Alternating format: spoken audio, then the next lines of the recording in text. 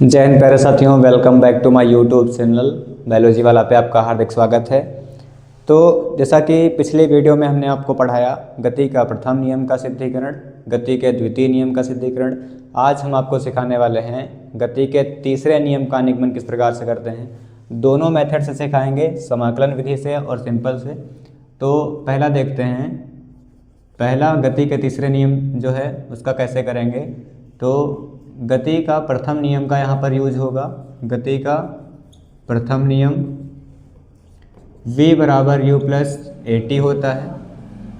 गति के प्रथम नियम से लिखेंगे तो v is equal to u plus AT होता है। अब हम यहाँ पर करने वाले हैं दोनों पक्षों का वर्ग। दोनों पक्षों का वर्ग करने पर तो प्यारे साथियों वर्ग करेंगे तो v स्क्वायर बराबर u square u plus AT का होल स्क्वायर। यहाँ पर सर्वसम्मिका a प्लस b का होल स्क्वायर लगेगा। होती क्या है, a square plus 2ab plus b square.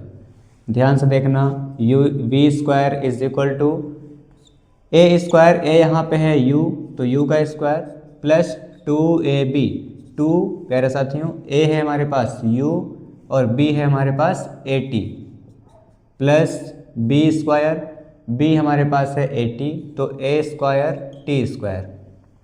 उसके बाद में क्या करेंगे हम, v square is equal to u square और प्लस, ध्यान से देखना यहाँ पर करते क्या हैं हम, यहाँ पर a है यहाँ पर a है तो a तो कॉमन मिल जाएगा, बट यहाँ पर 2 है यहाँ पर 2 नहीं है। जहाँ पर नहीं है वहाँ हम उसी संख्या से भाग कर देते हैं। तो यहाँ पर 2 और a, तो 2 और a हमने कॉमन ले लिया।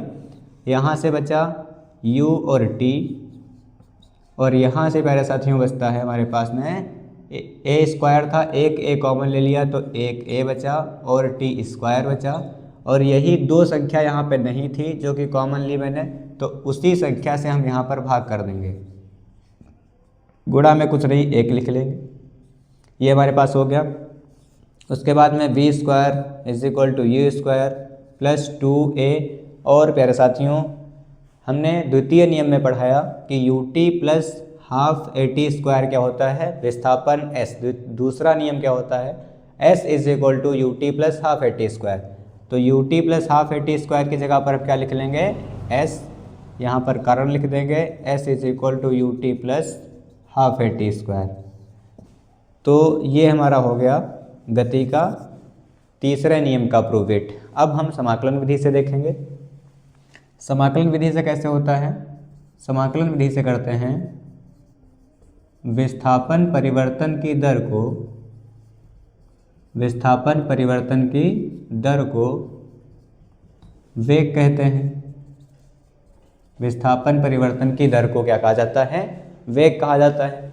अब उसके बाद में कैसे करेंगे, v is equal to ds बटा dt।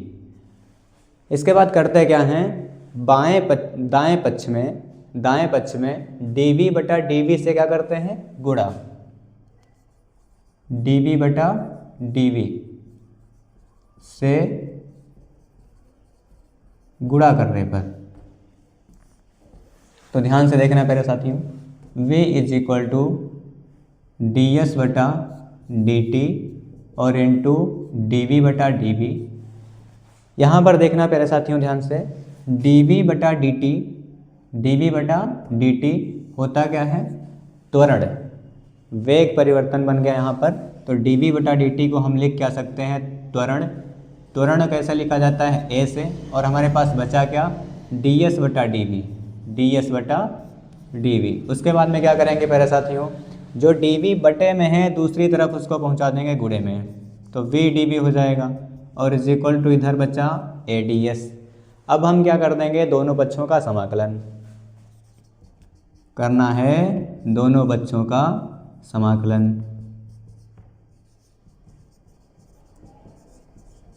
दोनों पक्षों का समाकलन करने पर तो दोनों पक्षों का समाकलन करेंगे तो इधर v dv और वेग है तो प्रारंभिक वेग से अंतिम वेग तक लिमिट लगेगी।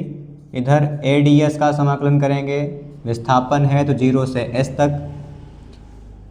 चूँकि v dv पहले हमने फार्मूला समाकलन का पढ़ाया था, x dx का क्या होता है, जो पावर लगी है उसी पावर में एक जोड़ दो और वही संख्या नीचे लिख दो।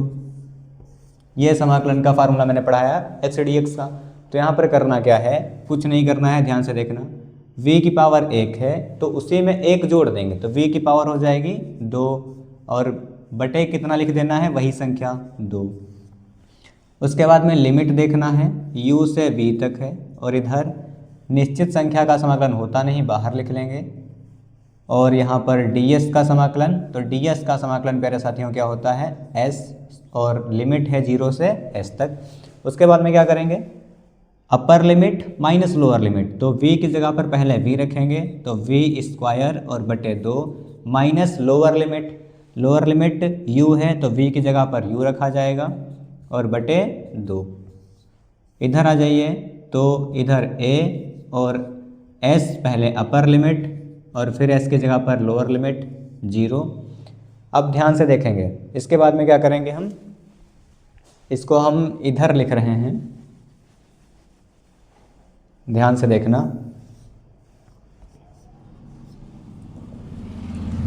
इसको मैंने इधर लिखा है तो v स्क्वायर बटा 2 u स्क्वायर बटा 2 हर बराबर है, एक बार लिख लेंगे, हर बराबर है एक बार लिख लेंगे। भिन्नों के घटाना या जोड़ना में क्या होता है, जब हर बराबर होता है तो उसको एक बार लिखा जाता है और ऊपर की संख्या जोड़ना है जोड़ देंगे, घटाना है तो घटा देंगे। तो यहाँ पर v स्क्वायर और माइनस u स्क्वायर और हर बराबर है कितनी बार लिख लिया जाएगा, एक बार। और इज इक्वल टू यहाँ पर क्या है, a और s से 0 घटाएंगे s ही रहेगा। अब ये जो 2 बटे में है इधर ले जाएंगे, हो जाएगा गुणे में, तो v square is equal to ये बटे में था इधर जाएगा गुणे में हो जाएगा तो 2as और ये v स्क्वायर माइनस का था इधर आ जाएगा प्लस का। यही प्यारे साथियों क्या होता है गति का तीसरा नियम, v square is equal to u square plus 2as। इसको सुधार के लिख दो, u स्क्वायर प्लस 2as। ये हो गया हमारा गति का तृतीय नियम।